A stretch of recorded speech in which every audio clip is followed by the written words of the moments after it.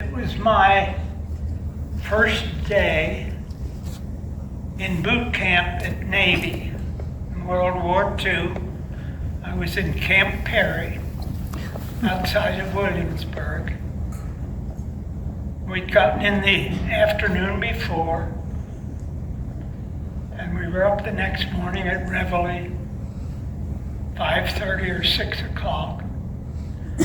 And the chief had lined us up, Chief Petty Officer, who was retired but came back to work the last day of boot. Incidentally, I found out that he was on the same ship with my father in World War I.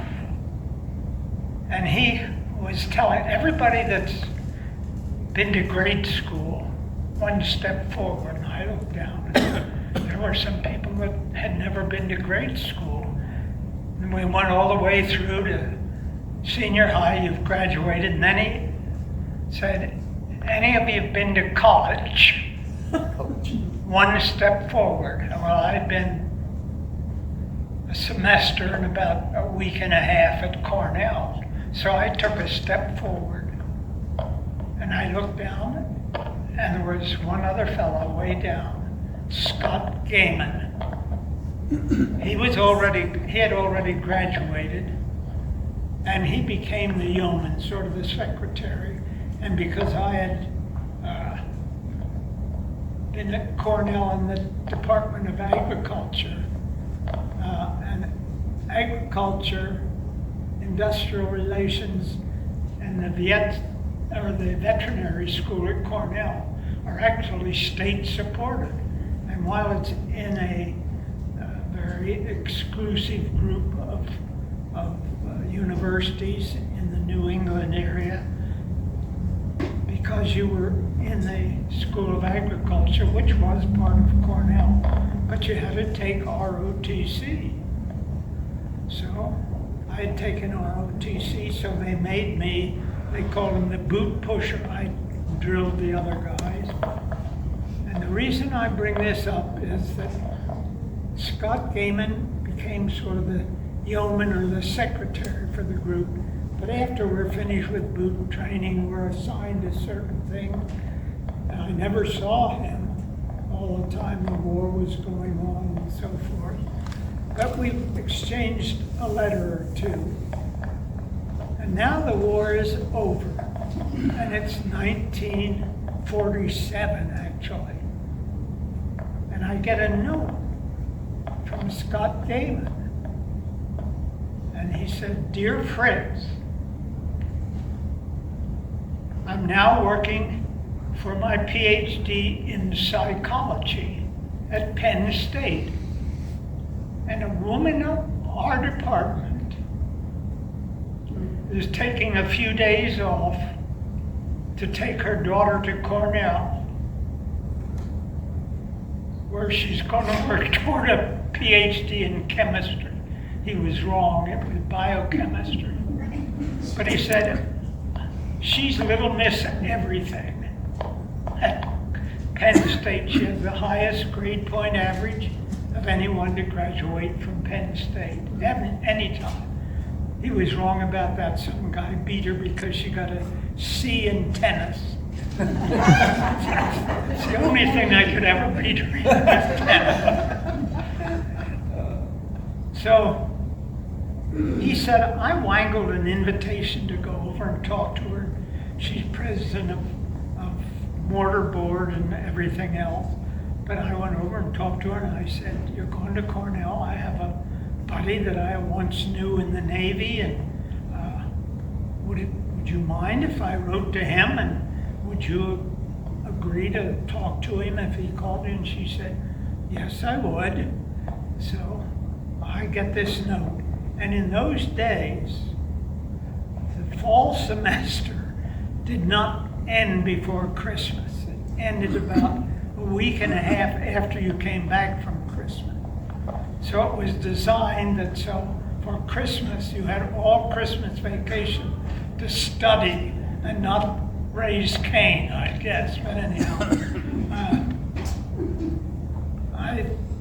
I got this note and I thought, man, I'm I'm not so sure I want to look up a lady that's majoring in this stuff. I was fighting with organic or something. And so I waited. And the fraternity I belonged to was having a sock hop on the 15th of March.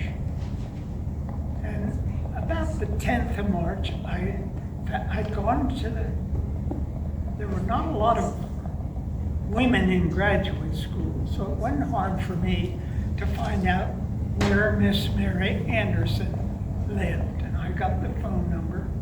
Just move it closer. Okay, Yeah. now you can hear? All right. Well, you didn't miss anything.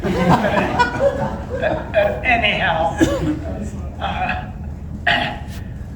I called Mary and I said, introduced myself, and she said, yes, I remember Scott Gaiman, and I would be willing to talk to you. And I said, well, we're having a little bash at the fraternity on the night of the 15th. Would you like to go?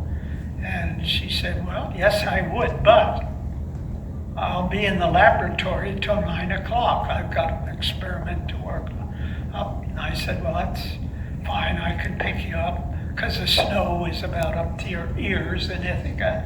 But I had 4 wheels I had bought after the war. When I came home, I bought a 36 Ford convertible roadster. Boy, I wish I had it now, but anyhow.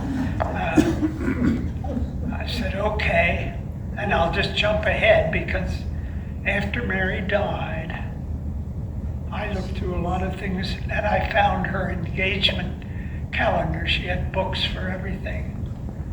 And the laboratory for that night proved to be a dinner date with some guy at 6 o'clock. So the laboratory didn't really beckon that night. Busted. But I drive over to and it was a women's graduate. There were about 12 or 14 young ladies who were graduate students living in an old faculty house built in about the time Cornell was founded in the 1880s or something. And here were 10 or 12 graduate students, all women. I pressed the button. In those days, if you went in a woman's dormitory or anything, you didn't just walk in. Let me tell you, if you walked in and tried to go up a stair or something, they'd have shot you. But I pushed it, went in, and Miss Payne was the house mother, and I told her who I was, and I was here to meet Mary Anderson. And she turned and yelled upstairs and said, Mary, your date is here. Well, was only about 30 seconds. And the living room of this house was a landing on the second floor, and the external stairs came down to a landing, and then there were 2 steps into the living room. And suddenly, Mary appeared in her light pink dress that was wool. She was carrying a white and black coat over her arm. And I looked at her, and she started down the stairs. And by the time she was halfway down, I was a goner. And the only thing, she came down, put out her hand and said, hello, Fritz. And we chatted. But before I even called Mary, I had made a date with a lady named Polly Rogers. And I had made it for the next weekend. We had an indoor track meet, and I was on the Cornell track team. And we had an indoor meet with Yale in Ithaca. And I had asked this girl it was neat if you were on a varsity team and you wanted to bring someone to see, they would give you a ticket or a couple of tickets, and they always had a neat party after the meet or the game with your picture and ribbons and all, and you thought, boy, this is a big deal.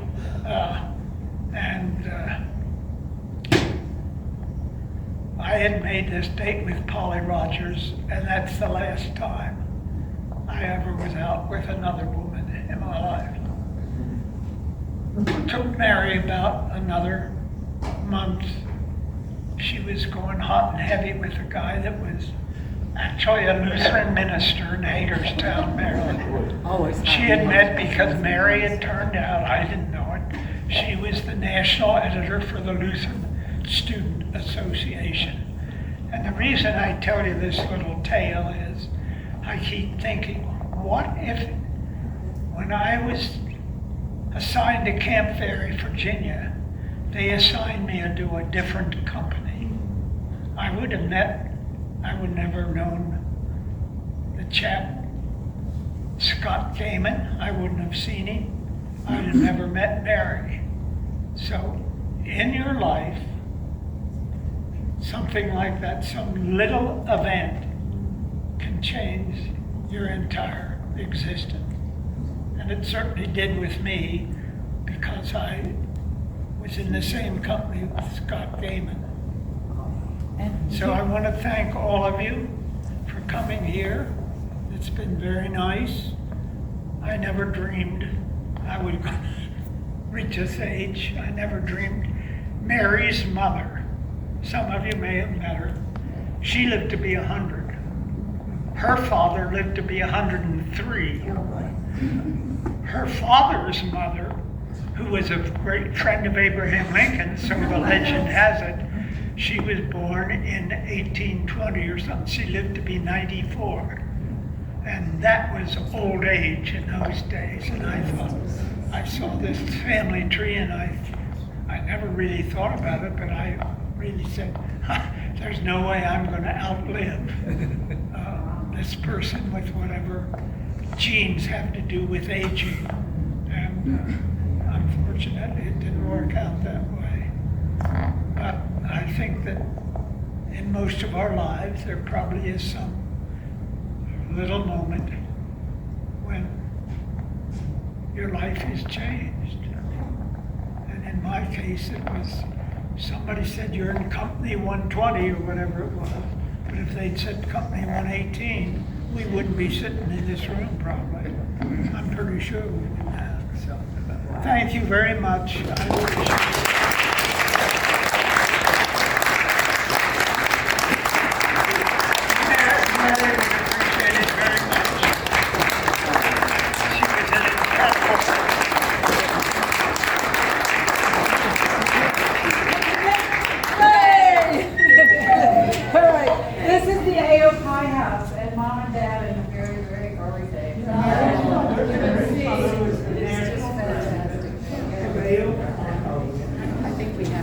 Yeah, and I think mostly I think